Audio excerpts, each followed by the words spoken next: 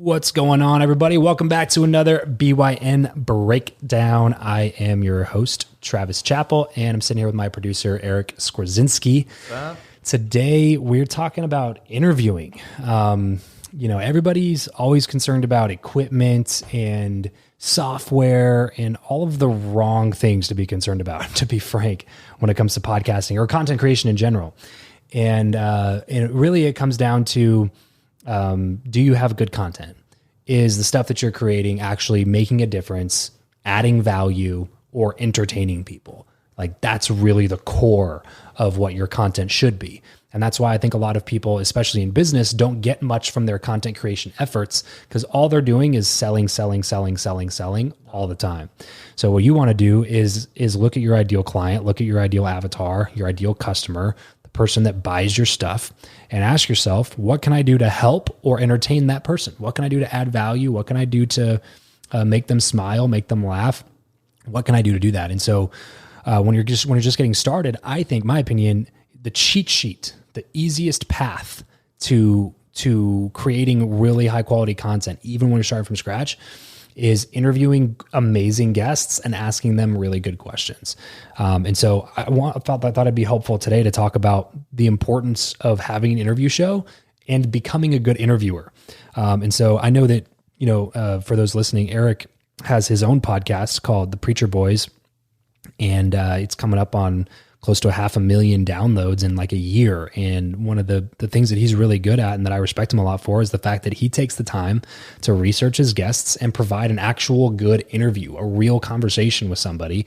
And I know that you've experienced a lot of the same benefits from taking interviewing seriously that I have. So why should people focus on becoming a good interviewer rather than just focus on getting a good guest and stopping there? Yeah. I think, the main thing, most people don't even think about the guest side. Like, they think about, I want to talk to this person, but they focus on equipment, or they focus on, I want to, all these different variables. Like what they're going to get out of it, right, versus having a good experience for the person that they're interviewing. Right. Yeah. Like, they're thinking about, maybe the production value or stuff like that. Or they're thinking about, man, this is going to be really good for my brand. Like, I'm going to, having this person on is going to make me look more credible, which is true. Right. But that's all they get is that 145 minutes. They get to slap their name on an episode. Exactly. And then that relationship's done. Being a good interview is having a good interview is the difference of standing out from the other people they're talking to. Like, especially for the busy people that you're trying to get on your show. 100%. Like the top tier guests, like, there's people who are like struggling and hustling and they'll reach out to you all the time because they need help promoting it. But like, for someone who doesn't need you, right? Like, how do you build that relationship? For somebody that was interviewed on 50 other podcasts in the last 30 days, or they're on CNN or they're on national TV all the time. Like, how do you keep that relationship? And like, I'm starting now to have some of those people texting me going like, I thought of you with this, or like, I thought of this thing relating to you.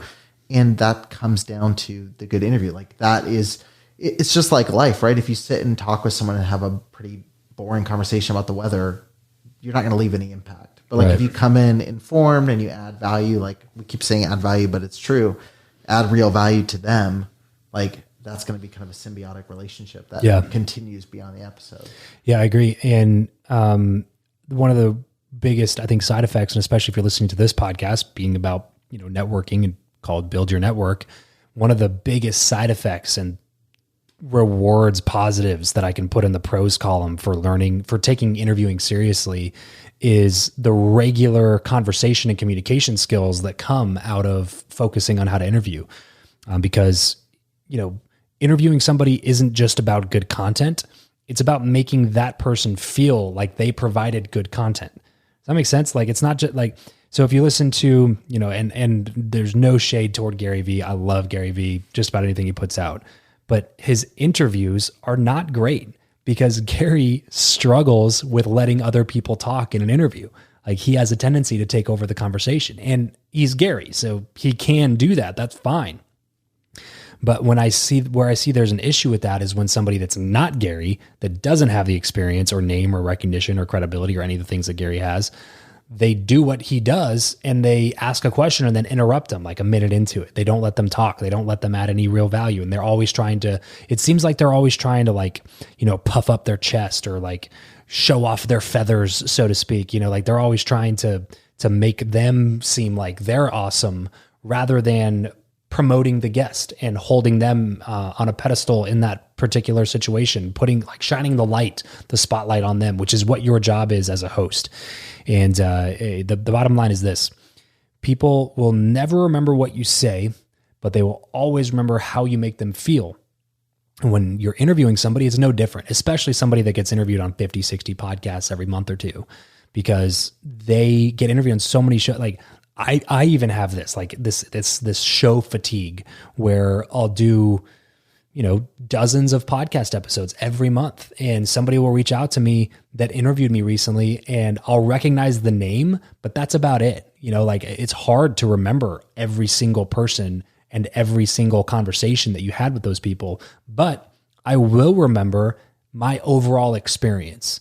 Like I'll remember the name and I'll remember how I feel about that name. You know what I mean? Like I won't remember necessarily what we talked about or how the conversation went. I'll just remember that Eric Skwarczynski guy, we had a great conversation. All I know is when I left, I felt energized and felt good about myself. And there's a lot of interviews that I get off of where that's not the case, where I hop off and I'm like, man, I carried that whole thing. It sucked all the energy out of me. More on that side. The majority. Yeah, right. It's not difficult to set yourself apart from everybody else because nobody else does the work, So you gotta learn how to become a good interviewer. If you're going to interview people, do it well, getting your foot in, if you're going to do the work to build credibility and authority in your brand by interviewing the best people in your space, that's hard work to reach out to people, to find them, to pitch them on whatever platform that is that they actually respond on, to not get stopped by a gatekeeper, to make it through dozens of emails, to actually get it on the schedule and then sit down and both of you showed up to Zoom on time. That's a lot of work that goes from that point to get to that point. So if you do all that work and then you botch the interview, then what'd you do all the work for? Sure, you get a little bit of boosted credibility, but wouldn't you rather have the relationship with the person, where they actually see value in continuing a conversation with you? That's where the real value comes in. That's the long-term value of creating good relationships over a podcast, is the fact that you can, now I can reach out to a group of people and put together, like we're putting together a dinner for my software company, where we're bringing in, 20 to 30 top, high level Fortune 500 CEOs, A-list investors and, different media personalities. We're bringing all of them into one place. I'm not paying for a single one of them to appear. They're all coming because they've been on my show and I've built a relationship with them and I've furthered that relationship with them. And they clearly have some sort of a positive experience with me, or they wouldn't have agreed to come out to this dinner that I'm throwing. You know what I mean? There's too many benefits to being a good interviewer that you can't afford to not be good at it. And like I said, there's residual effects that happen across all of your communication skills if you can master this thing of interviewing. That's not if you've ever gotten around somebody who's really well known in their space, and there's two different types of those people. You get around somebody who's really well known in their space and you leave and you're like, oh, that guy was a dick. You know what I mean? Or you leave and you're like, man, that was the nicest, she's the nicest lady I've ever been around. She was just so nice, so sweet. You know what I'm saying? It's usually those two types. There's not a lot of in-betweeners. Usually it's they were a jerk or they were super nice. And a lot of the ones that I've recognized as being really nice people, they tend to, if they're in the content creation space, they tend to be some of the best interviewers that I know or that I've listened to, because they've mastered the skill of making people feel good about themselves. They have empathy. They listen well. They ask good, insightful, thoughtful questions that make you tell that they were listening to you, that they weren't just looking at their phone or hoping somebody else was going to walk around the corner so they could get out of this conversation. They're engaged. You know what I'm saying? That skill set translates to so many different areas, and especially in your networking, your relationship building, your communication skills, all across the board. So it's not just so I can have a good podcast. It's become a good interviewer so you can be a better communicator. So the value, the quality of your life and your relationships goes up. So many things change if you can just sit down and learn how to be a better interviewer. So there's some of the benefits that I've definitely picked up on from my show.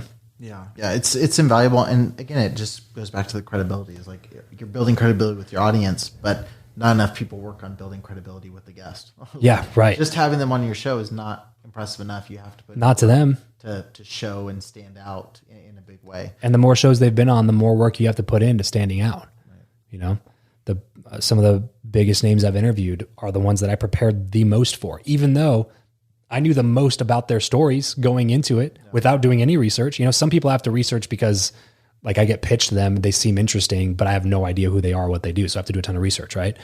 But for some people, it's like, man, I've been following this person for 4 years. I know a lot about them. I could carry on a conversation easily without doing any research, but still going in and researching for an additional 4, 5, 6 hours. Like those are some of the best conversations that I've had and the most differentiating. Even the people tell, like if you look up my interview with Grant Cardone on like even on YouTube, because it's on Grant's YouTube channel. You can go type into YouTube, Grant Cardone, Travis Chappell, and you can watch it on Grant's YouTube channel.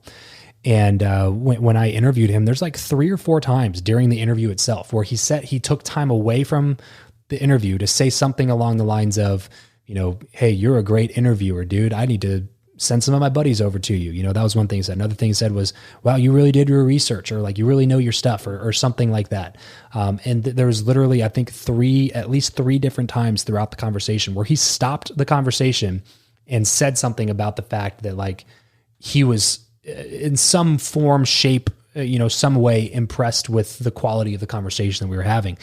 And you know that it's not just something that he tells everybody, because, well, at least I did, because I watched, you know, a dozen of his interviews of people interviewing him before I did my interview with him, so that I could learn from what other people's mistakes were and try to have a good conversation. And it obviously paid off because, you know, like I said, that those aren't just generic compliments that he hands out to everybody who interview him. Like he has so many people interview him, and so many people just think that they can carry the conversation because like, well, I followed Grant's stuff for years, you know, it's like, well, yeah, you and a million other people. It doesn't make you, that doesn't give you like a special edge in the conversation. Like you have to be on purpose about it, and you get a small chance to to differentiate yourself just a little bit. So you better take advantage of it while you can. So yeah, if you're listening to this right now and you're like, okay, I need to do interviewing better, but how do I do that? We have a free Facebook group where it's called Podcast to Profit, and there's, you know, almost 4,000 entrepreneurs, business owners, podcasters in there now. And, you know, we, in that group, just do our best to help out with any of these types of skills, you know, interviewing, sales, marketing, growing your podcast, monetizing your podcast, all those things we talk about in the group Podcast to Profit. So here's what I want you to do if you're listening. If you are listening right now, first off, let me just say thank you. Everything that I do, our academy, our coaching, my software, all the stuff that I do branches off of the Build Your Network podcast. So if you're listening to this show, first off, thank you so much for taking the time to listen. You guys have literally made this a fun journey and made it possible for me to do everything that I do. So thank you very much for doing that. So if you're listening, what I want you to do is I want you to shoot me a text right now. Okay.